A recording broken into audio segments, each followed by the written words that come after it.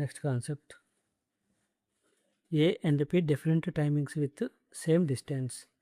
So ఈ క్వశ్చన్లో మనకు జనరల్గా ఏముంటుందంటే ఒక డిస్టెన్స్కి సంబంధించి ఒక పర్టికులర్ డిస్టెన్స్కి సంబంధించి 2 మెంబర్స్కి కంపారిజన్ ఉంటుంది. ఒక పర్టికులర్ డిస్టెన్స్ గురించి 2 మెంబర్స్కి comparison. For example J and B అని 2 పర్సన్స్ అనుకుందాం. సో ఇక్కడ మనకి ఫస్ట్ కేస్ మళ్ళీ అగైన్ కేసెస్ కూడా 2 ఉంటాయి. అంటే ఫస్ట్ కేసులో వచ్చేసి for example T1 greater than T2 అని ఇస్తాడు. అంటే ఫస్ట్లో ఉన్న పర్సన్ ఎక్కువ టైం తీసుకుంటాడు. సో బై సంథింగ్ వై అనుకుందాం. వై టైం ఎక్స్ట్రా తీసుకుంటాడు. నెక్స్ట్ సెకండ్ కేసులో ఏం చేస్తారంటే సెకండ్ కేసులో వచ్చేసి ఫస్ట్ పర్సన్కి ఉన్న వెలాసిటీ ఇంక్రీజ్ చేస్తాడు. ఇంక్రీజ్ చేసినప్పుడు ఆటోమేటిక్గా ఏమవుతుందంటే T1 less than T2 by X అవుతుంది. అంటే ఫస్ట్ కేసులోనేమో బి అనే పర్సన్ స్పీడ్గా ట్రావెల్ చేస్తారు. సెకండ్ కేసులో ఏ అనే పర్సన్ స్పీడ్గా ట్రావెల్ చేస్తారు. అంటే ఒక్కొక్క కేసులో వచ్చేసి ఒక్కొక్కళ్ళు స్పీడ్గా ట్రావెల్ చేస్తారు. డిస్టెన్స్ మాత్రం రెండు కేసుల్లో కూడా సేమ్గా ఉంటుంది. అది ఇక రిలేషన్ ఎస్టాబ్లిష్ చేస్తారు. అంటే క్వశ్చన్ మనకి వెలాసిటీ మీద కావచ్చు, లేదంటే టైం మీద కావచ్చు, లేదంటే డిస్టెన్స్ మీద కావచ్చు, ఎలాగైనా కావచ్చు. అయితే ఇక్కడ మనకి డిస్టెన్స్ అనేది ఎక్స్ట్రాగా ఉన్నది అన్నప్పుడు, టైం అనేది ఎక్స్ట్రాగా తీసుకుంటుండు అన్నప్పుడు, బై వై అన్నప్పుడు, అంటే ఇక్కడ ఏమవుతుందంటే ఫస్ట్ కేసులో మనం T1 గ్రేటర్ దెన్ T2 అని రాసుకున్నాం. అంటే ఇక్కడ T2 బై వై అవర్స్ అని ఇచ్చిండు. అంటే for example first person takes more time they second person by 3 hours అనుకుందాం. అంటే ఇప్పుడు ఏమవుతుంది, అది T1 minus T2 equal to why అవుతుంది. అంటే ఇద్దరికి ఉండేటువంటి టైం డిఫరెన్స్ అనేది వై అవుతుంది. In the same second case వచ్చేసి T2 minus T1 equal to X అవుతుంది. ఫస్ట్ కేసులో T1 మైనస్ T2 అన్నట్టు, సెకండ్ కేసులో T2 మైనస్ T1 ఉంటుంది. అయితే ఇక్కడ మనకి వెలాసిటీ అనేది చేంజ్ చేస్తుందని చెప్పినాం. వెలాసిటీ అనేది చేంజ్ చేసినప్పుడు ఫర్ ఎగ్జాంపుల్ వెలాసిటీ వచ్చేసి ఇంతకుముందు పోయిందనుకో డబల్ అయింది అనుకుందాం, 2 టైమ్స్ అయింది అనుకుందాం. 2 టైమ్స్ అయినప్పుడు ఏమవుతుందంటే ఫస్ట్ పర్సన్ కొన్నటువంటి వెలాసిటీ అనేది డబల్ అవుతే సెకండ్ కేసులోకి వచ్చేసరికి టైంను మనం హాఫ్ చేసుకుంటాం. ఇనీషియల్తో కంపేర్ చేసుకుని హాఫ్ చేసుకుంటాం. ఎందుకంటే మనకి ఇక్కడ టైం అండ్ వెలాసిటీకి వచ్చేసి ఇన్వర్స్లీ ప్రపోర్షనల్ రిలేషన్ ఉంటుంది. అంటే మనం ఇక్కడ టైం ఇక్కడ ఇంక్రీజ్ చేస్తున్నాము అంటే సెకండ్ కేసులో దాని వల్ల డిక్రీజ్ చేస్తాం. సెకండ్ కేసులో టైం ఇంక్రీజ్ చేస్తే దాని టైం అనేది డిక్రీజ్ చేస్తాం మనం. ఇన్ కేస్ టైం అనేది డిక్రీజ్ అవుతే వెలాసిటీ అనేది ఇంక్రీజ్ చేస్తాం మనం. ఇక్కడ ఏదైతే ఆపరేషన్ జరుగుతుందో ఎగ్జాక్ట్గా రివర్స్ ఆపరేషన్ తీసుకుంటాం సెకండ్ కేసులో వచ్చేసి. సో కొన్ని ఎగ్జాంపుల్ చూద్దాం మనం. First question, A takes 2 hours more than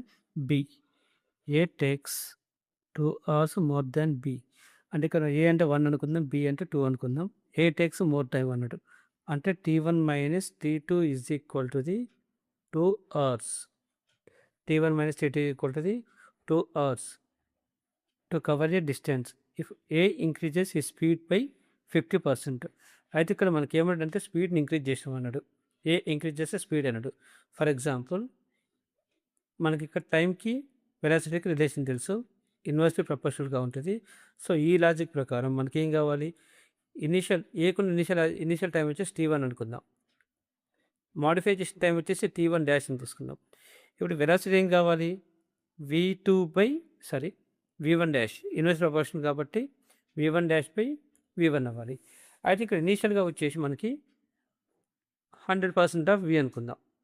100% of V అని తీసుకుందాం. అయితే ఇక్కడ ఏమంటే 50% ఇంక్రీజ్ చేస్తామన్నాడు.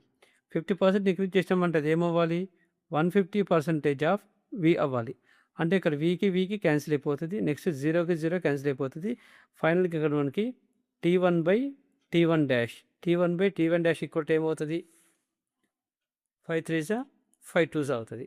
బట్ మనకు కావాల్సింది T1 డాష్ అంటే మాడిఫైడ్ టైం కావాలి. సో మాడిఫైడ్ టైం అంటే ఏమవుతుంది, T1 dash equal to the 2/3 into T1 అవుతుంది. T1 dash equal to 2/3 into T1 అవుతుంది. అయితే ఇక్కడ ఏమన్నాడు, 1 hour లెస్ దాన్ బి అన్నాడు. అంటే first కేసులోనేమో T1 greater than T2 ఉంది. T1 గ్రేటర్ దెన్ T2 ఉంది.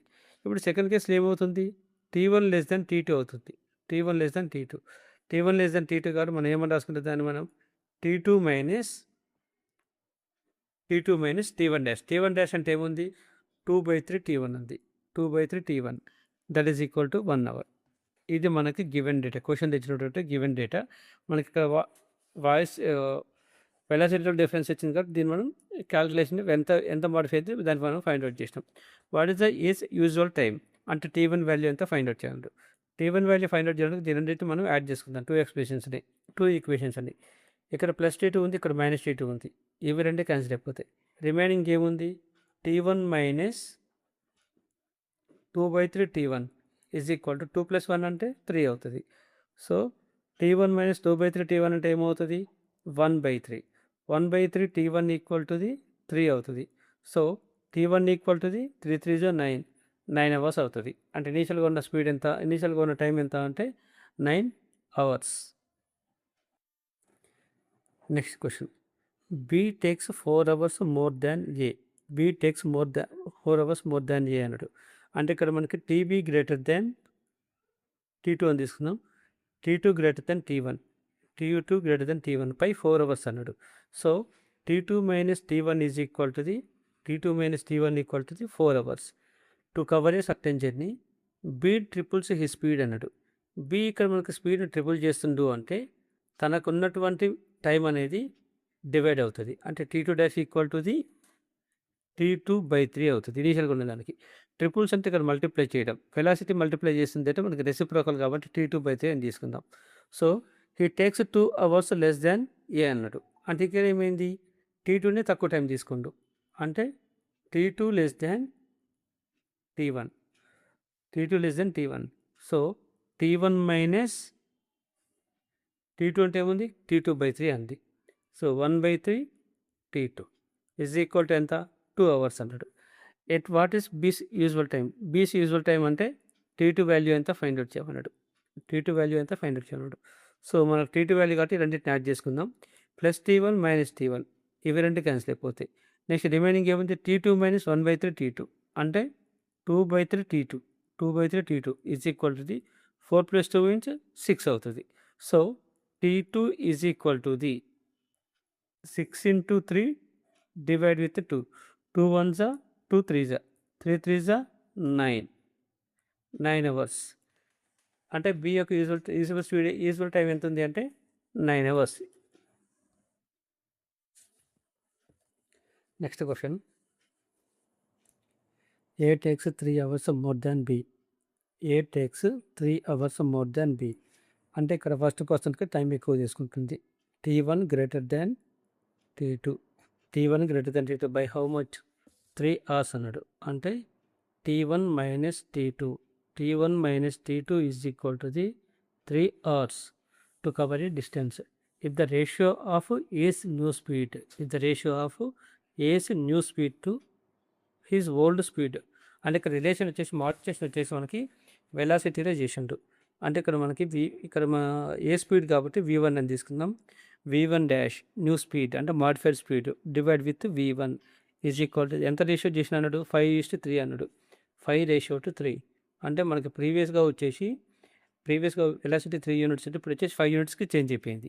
ఇప్పుడు 5 యూనిట్స్కి చేంజ్ అయిపోయింది. అంటే మనకి ఇప్పుడు దీని టైం ఎలా చేంజ్ అవుతుంది అంటే రెసిప్రోకల్ వస్తుంది టైం అనేది.